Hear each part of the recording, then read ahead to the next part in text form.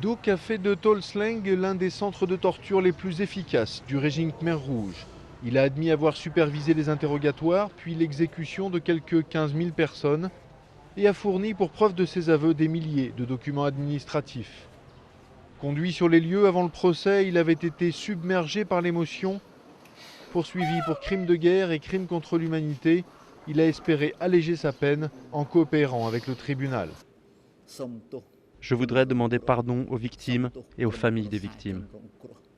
Impossible d'envisager d'accepter ses excuses pour beaucoup de Cambodgiens, mais Phungut Suntari a assisté au procès avec l'envie de comprendre ce qui est arrivé à son père.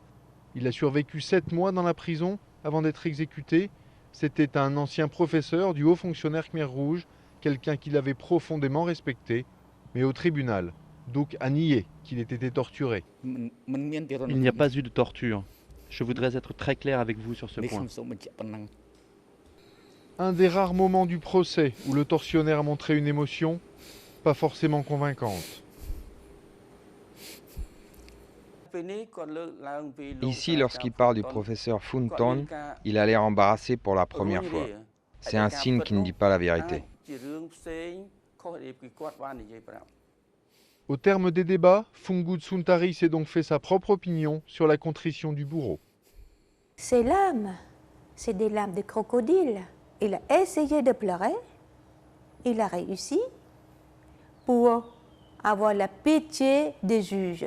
Les doutes sur sa sincérité n'ont fait que s'amplifier au dernier jour du procès. En prononçant ces derniers mots devant la cour, Duc a stupéfait tout le monde. Je voudrais que la Cour me libère. Je vous remercie. Duc estime qu'il n'était pas un cadre supérieur du régime de Pol Pot et qu'il échappe donc à la compétence du tribunal. Lundi, ce dernier devra trancher. Il décidera pour l'histoire si ses remords étaient sincères et si faire ses excuses a du sens ou pas.